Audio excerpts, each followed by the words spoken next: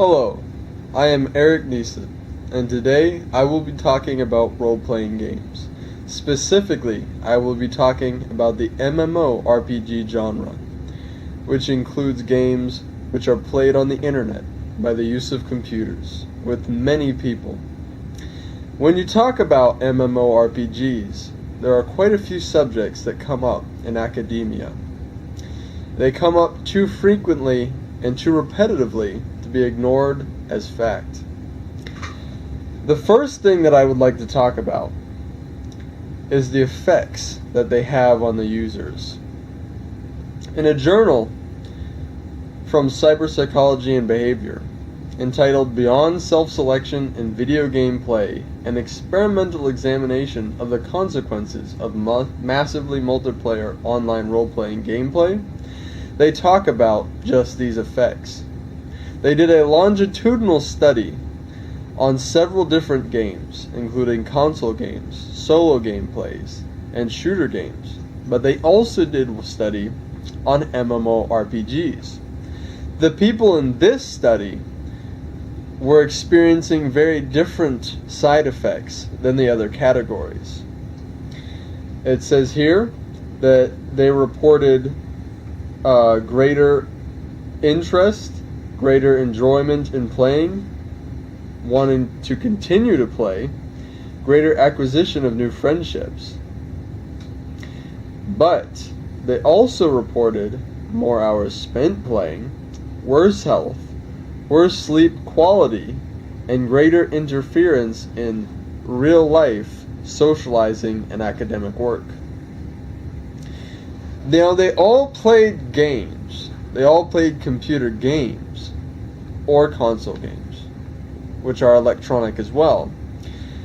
But they had these different side effects. They had these different things happen to them. Now, what I think, based on my own experience in playing, is that they're very true.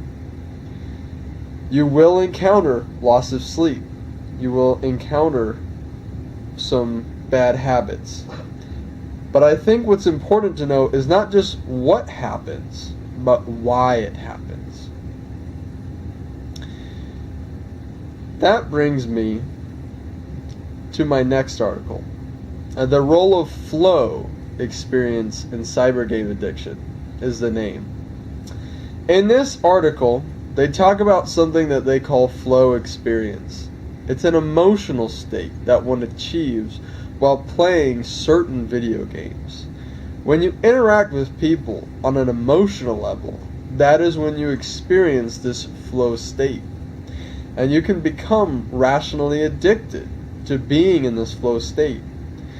When you're interacting with people and your decisions affect them in positive or negative ways, that increases your connection. People crave these connections, and it's this emotion that drives some of the addictions that one can experience when playing specifically MMORPG games.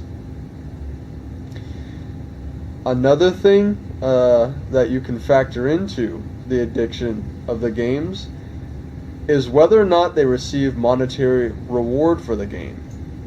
If they receive monetary reward for the game, an article entitled Excessive Computer Game Playing Evidence for Addiction and Aggression says that it is not an addictive game.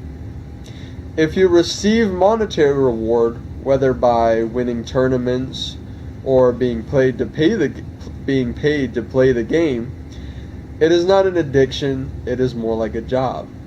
When you start craving, like the other article said, the emotional state or the flow experience more than any monetary reward in and of itself, then you can be said to have a computer game addiction. And this is where it will tie back around and you will experience the worst working habits, deteriorating health, and less social interaction. But there's also some good things that can come out of MMORPGs. The first thing that I'd like to talk about is an article by the JASS,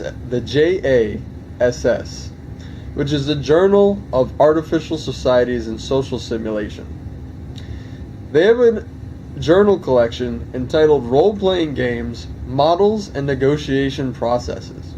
Now, these people, to give a little background, are all about societies running simulations to find out what those societies will do.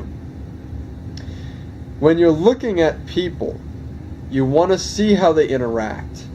And what better way to do that than an MMORPG game? We already know that you can experience these flow states. We know that it can hit you on an emotional level. And we also know from our first article that you can experience better interactions with the people, be more interested in talking to them. If you can get into this kind of mindset where you're breaking that wall, breaking that barrier, you can better simulate a society. One problem that you may face is that the people that are in a simulation, simulating these societies, don't get invested because they know what's behind the curtain. They know that it's a simulation and not the real deal. When you're in this video game, you start to forget that. Or at the very least, you start to have a more emotional connection. And this way, it can be very helpful. The article by JASS is a special collection of papers, and it details many experiments that deal with computer models and people. One thing that they cite in particular is the RPG type of war game, which has been popularized by the film of the same name. A war game is where you role play, you take on the role of a soldier or a general.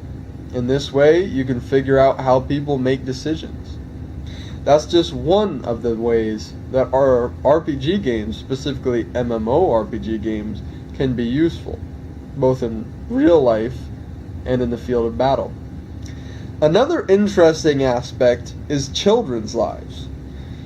For a parent, you want to know how to best introduce your child into the new world that they have been born into.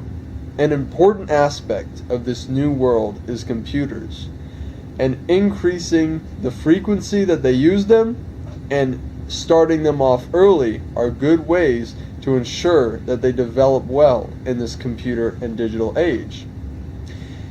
One thing that an article entitled Children's Narrative Development Through Computer Game Authoring says is that from the ages of 12 to 15, it is very important to engage children with imaginative and constructive thoughts.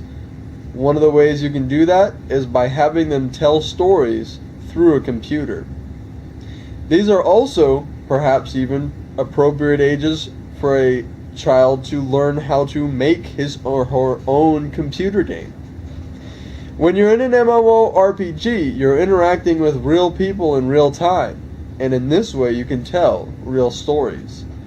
So, if you look at it that way, MMORPGs are a good way to take this article's views and put them into your child so that they can better understand interactions with people in a safe environment and also tell their own stories and get their creativity and imaginativity out into the open as soon as possible.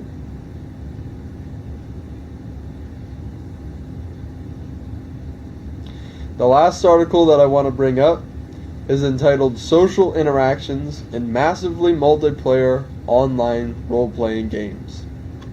It is also by the Cybersecology and Behavior Journal. When we're talking about social interactions in role-playing games, like MMORPGs, we cannot help to remember about the emotional state that the people are in. And we cannot help but remember that these are real people that you're interacting with. The social interactions can be meaningful. Sometimes they can also be destructive. The article in here did a study. They said the sample consisted of 912 self-selected MMORPG players from 45 different countries. End quote. So, they looked at many different people from many different backgrounds.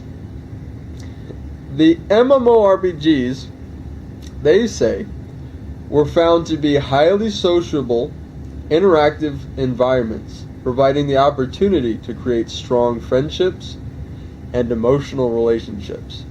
End quote.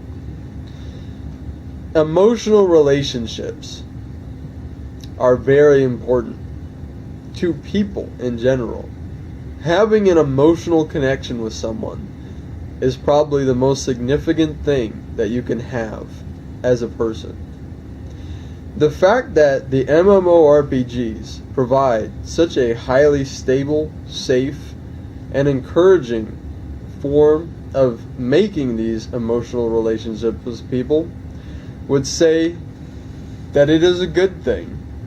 You can look at RPGs and MMORPGs specifically and say that if you can make a true emotional relationship with someone, a true human connection, then you've truly achieved their nirvana of being human. While they do have the downsides, there are always going to be the black horses of computer game addiction, and they are not to be overlooked. It is always important, no matter what you do, to do it in moderation. As you can see, factually and done with actual studies, you can hurt your working life, you can hurt your outside or real life social life, and you can hurt your academic life, and you can even hurt your health. But there are also many good things. To tie back, the influences they have on children, the increasing in safe and meaningful relationships with people, and the ways that they can be used to simulate things such as societies, and really look at the economic and social significance. Everything in moderation. But MMORPGs are here to stay. And if you look into them, you just might find something that could help you, as well as the people around you. Signing off, this has been Eric Neeson talking about MMORPGs.